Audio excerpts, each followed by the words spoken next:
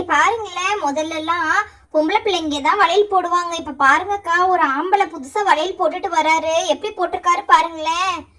அட ஆமா, என்னம்மா இப்படி வளையல் போட்டுட்டு இருக்காரு? இல்ல இல்ல, வேற ஏதாவது இருக்கும். இரு இரு, பக்கத்துல வரட்டும், கேக்கலாம். வளையலு வளையலு வளையலு வளையலு வளையலு வளையலு. இங்க பாருங்கக்கா, வளையல் தாக்கா வித்துட்டு வராரு. ஐயோ, நான் கூட தப்பா நினைச்சிட்டேனே. வளையல் தான் வித்துட்டு வராரு போல இருக்கு.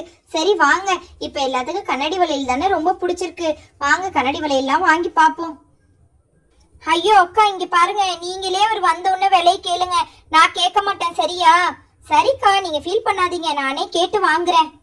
அம்மா, வளையல்காரன் வந்திருக்கேன். உங்களுக்கு வளையல் வேணுமாமா? இங்க பாருங்க, எல்லா விதமான வளையலும் இருக்கு. ஏப்பா, சரி வந்திருக்க. சரி, என்ன இப்படி இடிச்சு இடிச்சு பேசுற? அக்கா கொஞ்சம் நவுண்டு நில்லுங்கக்கா, இந்த பக்கமா. என்ன இப்படி இடிச்சு இடிச்சு பேசுறாரு இந்த ஆளு? ஐயோ அம்மா, நான் தெரியாம உங்களை இடிச்சுட்டேன். இங்க பாருங்க, என் கை நிறைய வளையல போட்டிருக்கேன் நானு. அதனால எனக்கு எப்படி வரணும்னு தெரியல. அதனாலதாம்மா நான் உங்களை இடிச்சுட்டேன். மன்னிச்சிருங்க ப்ளீஸ்.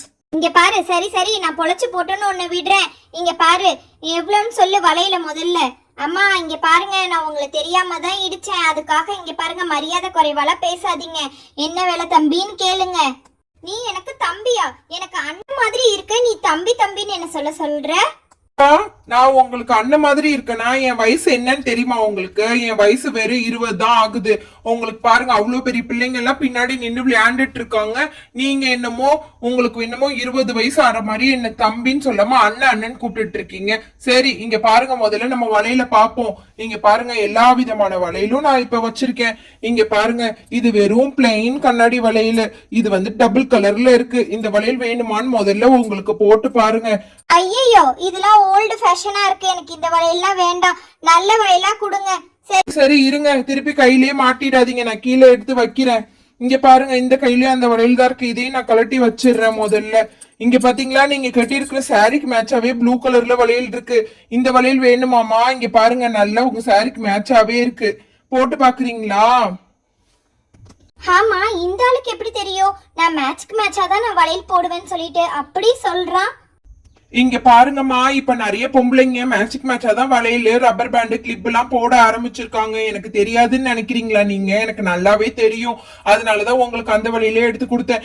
இங்க பாருங்க, என் கைக்கு மேல இங்க ஒரு வளையல் இருக்கு பாருங்க. 2 கையிலயும் 2 வளையல் போட்டுக்கோங்க. நல்லா ஜங்கு ஜங்குன்னு இருக்கும். ஐயோ, இங்க பாருங்க, வளையல் எடுத்தோடனே வெயிட்டுக்கு வளையல சாஞ்சிடுச்சு. ஏதோ உடஞ்சிட போதுமா? அதுக்கப்புறம் இன்னைக்கு பொழப்பே போச்சு. பார்த்து எடுங்க. அப்பா, இந்த வளையல் ஒண்ணு இருக்கு, ரெண்டுமே ப்ளூ கலர். ஐயோ, திருப்பி திருப்பி என்ன தள்ளி விட்டுட்டே போறீங்களே. அப்புறம் நான் தான் இடிச்சேன்னு நீங்க வேற சொல்லிடுவீங்க. சரிங்க, இந்த 2 வளையலும் நல்லாதான் இருக்குது. விலையை சொல்லுங்க.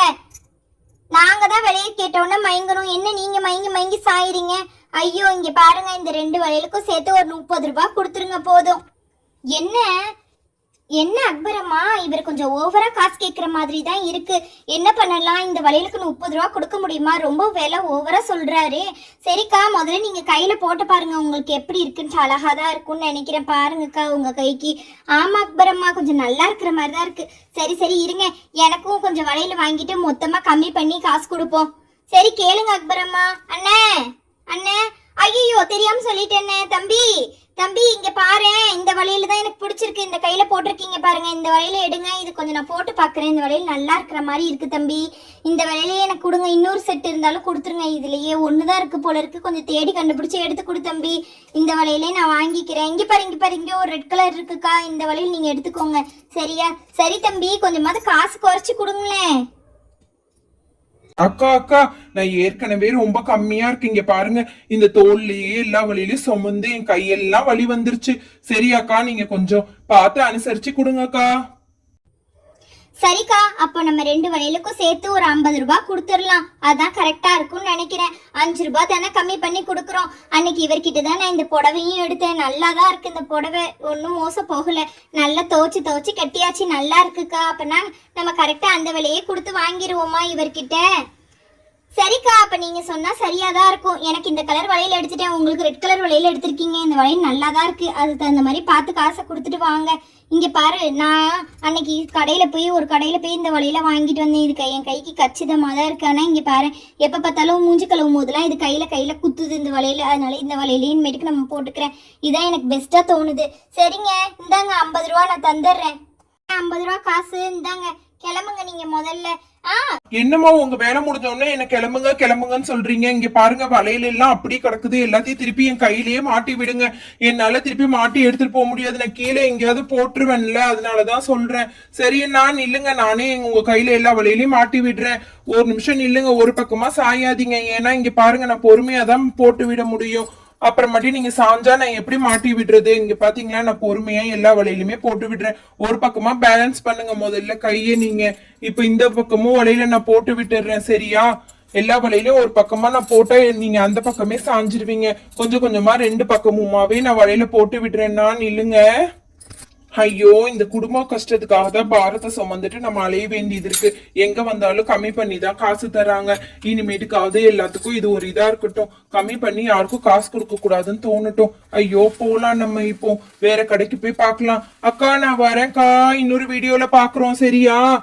சரி சரி தம்பி, நீங்க போயிட்டு வாங்க முதல்ல. இந்த வீடியோ பிடிச்சிருந்தா லைக் பண்ணுங்க, கமெண்ட் பண்ணுங்க, ஷேர் பண்ணுங்க, மறக்காம சப்ஸ்கிரைப் பண்ணிடுங்க. பாய் பாய் செல்ல குட்டீஸ்.